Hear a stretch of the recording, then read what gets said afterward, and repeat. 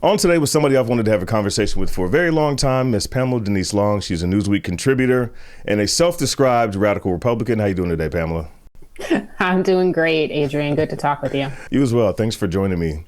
So I wanted to chat with you. I saw a post you had on Twitter, well, now X, and it really caught my eye. It's an event called Stop the Buses, a rally to save Chicago from mass immigration. I think you're listed as a speaker. It's taking place tonight, 5:30 or 6:30. You can clarify the time for us here in Chicago. Tell me a little bit about the event and then how you became involved with it. Yeah, so the event is tomorrow on Monday, November 6th, and the doors open at 5:30. It's at the Center in Inglewood in Chicago.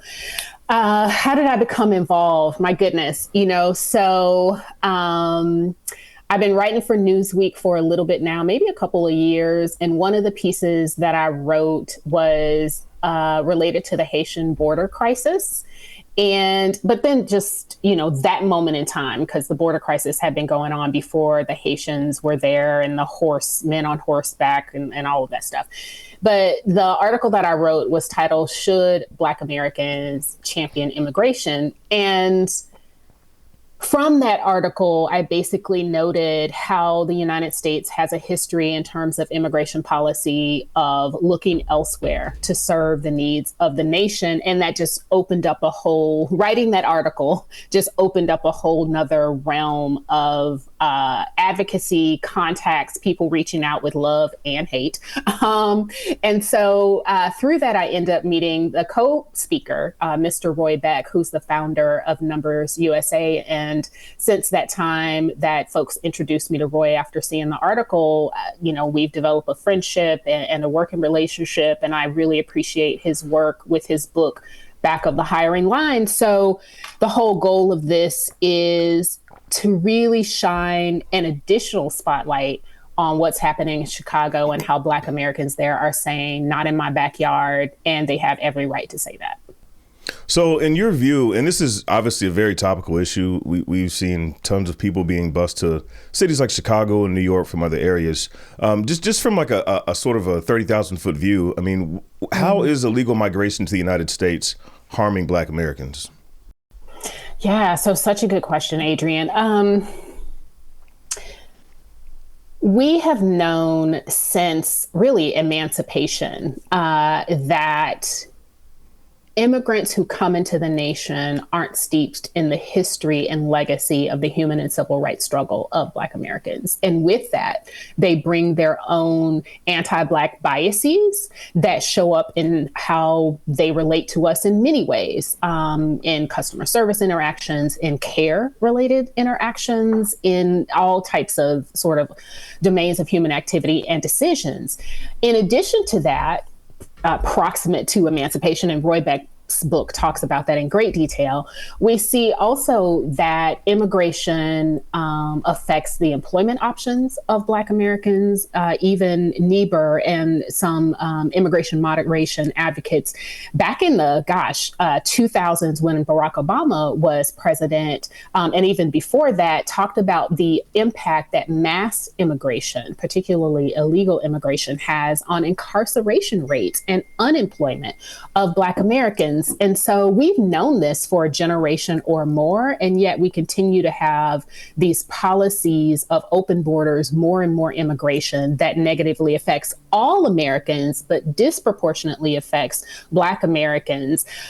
If I can for a minute, what we often think about is people who don't, when we talk about the negative impacts of immigration, we think about folks who have a high school diploma or less. But the reality is that immigration, both legal and illegal, affects Americans across socioeconomics, as well as across education levels, between student visas, between teachers who come in, students like me, right, who are doctors or earning their doctorate, who can't get postdocs because they're competing with the whole world for those positions. So it affects us in so very many ways, not even to mention the fact that the more people you have who don't support your interest actually weaken the political power that you have as a voter.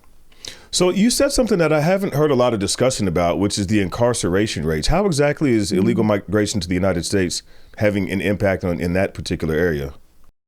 Yeah, so let's think about it as a sort of it flows downhill, right? So when you think about the connection between poverty and crime, you can see how the more people who don't have employment options, right, are more likely to find other ways to have their needs met. In addition to that, what you see is that when Black Americans, and particularly Black men, and particularly those who don't have a high school diploma, they are competing with immigrants who are in that same situation. They don't have a high school diploma and they're from a more favored racial and ethnic group. And what the history has shown us across time is when our countrymen have to hire Black Americans because the labor market is tight, meaning there aren't a lot of other people to replace us with or who to choose over Black people are hired because the options are less broad.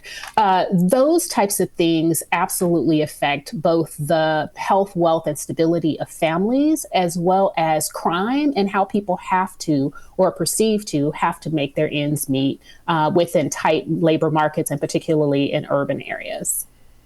And I think that's it's good to have this discussion, and I love the points you're raising, because I truly believe that most people who support illegal immigration to the United States, I mean, I think that legal versus illegal should be two separate conversations. But I feel like most people are very well intentioned in what they're looking to do and wanting to help people who are coming from areas that don't have the same economic opportunities as the United States, maybe the few who actually do qualify for asylum based on political violence and those type of things. But I think what also gets left out of the conversation oftentimes is the impact that it has on American citizens.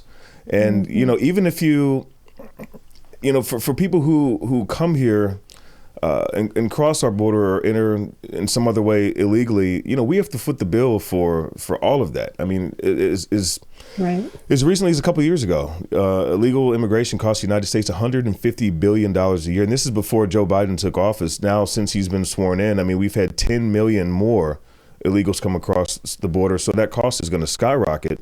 So I think what's missing from these conversations that we have to focus on is the impact it's having on Americans. And we have to focus on what's going to put us in a better position and move all of us forward in terms of our own interest. And it seems that, you're able to sort of look at this from an angle that's not often discussed. Let me ask you something, because I'm kind of sort of rambling here.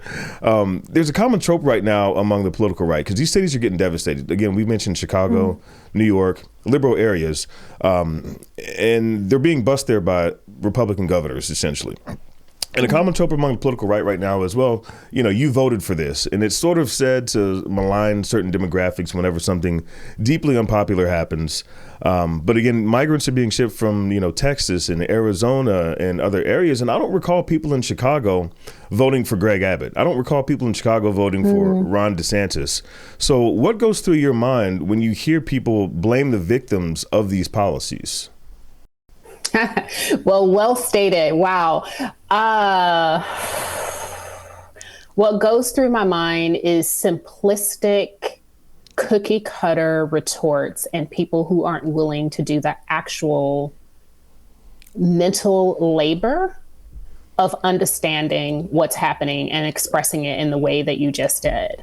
The reality is that those migrants are being concentratedly shipped to those areas. And I would nuance it not by calling them liberal areas. I would nuance it by calling it urban and predominantly Black areas. You see immigration happening also in Georgia and other places like that in the South, in the cradle of the Confederacy. And I'm pretty sure those are red states by and large. And so I think it's people who need to seek to punish Black Americans for not voting Republican when the Republicans have given Black Americans very little to vote for, but plenty to vote against because of the rhetoric and inability to actually outreach and converse with and acknowledge the needs of Black people. Wouldn't you say that sounds a little conspiratorial, that it's to punish Black Americans? I mean, what's sort of the basis for that argument? I think the idea is you voted for it is a quip that does nothing, because while they might land in Chicago by way of Texas or Georgia or wherever, they're going to go somewhere else. They're just there for now to get their footing in the United States, and then they'll be in your neighborhood. And then what can we say, right? So when I say punish, it's in the sense that this is your fault, while not recognizing that Ronald Reagan is the darling of immigration amnesty, right? George W. Bush tried in two attempts to get another make the illegals legal and then it's all good kind of thing, right? Barack Obama was known as the deporter in chief, as people like to say, right?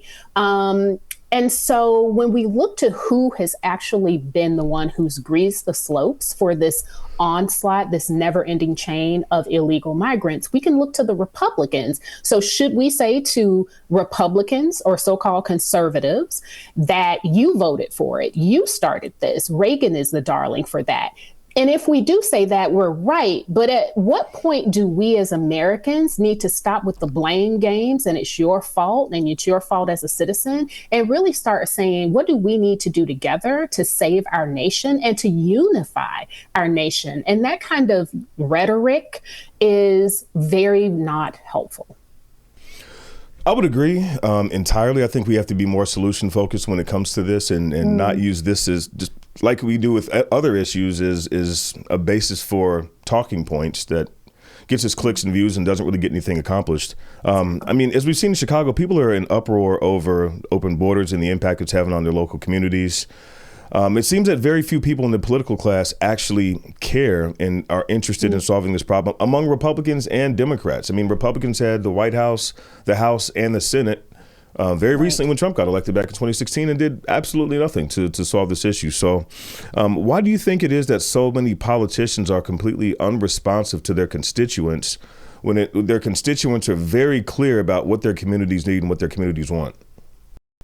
I think we should evaluate who they think their constituents are. We have to also recognize that Republicans, just like many others, have constituents who are small business owners, and small business owners are the reason illegal immigration is happening, because they offer the jobs that illegal migrants take, right? When you see migrants standing on a corner, it's not somebody from Home Depot driving by to come pick them up. It's someone who has a small business who is willing to actually undermine the stability of our border and the wages of American citizens in order to grow their business. So we have to decide, are we going to be, first of all, a nation of laws, because hopping our border is illegal, and elected officials helping to grease the slope for that invasion is also illegal? Or are we going to be a nation that prioritizes the economic stability of native-born Americans first? And I haven't seen Republicans nor Democrats who are actually willing to put their money where their mouth is, or I should say their pen